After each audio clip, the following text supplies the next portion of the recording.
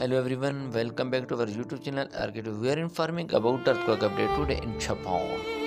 Strong Mach 5.0 earthquake near east coast of Honshu, Japan on Sunday 10th April 2022 at 9 p.m. local time. The event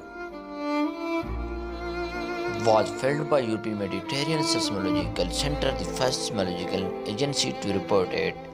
It made a really shallow depth of 10 km below the surface.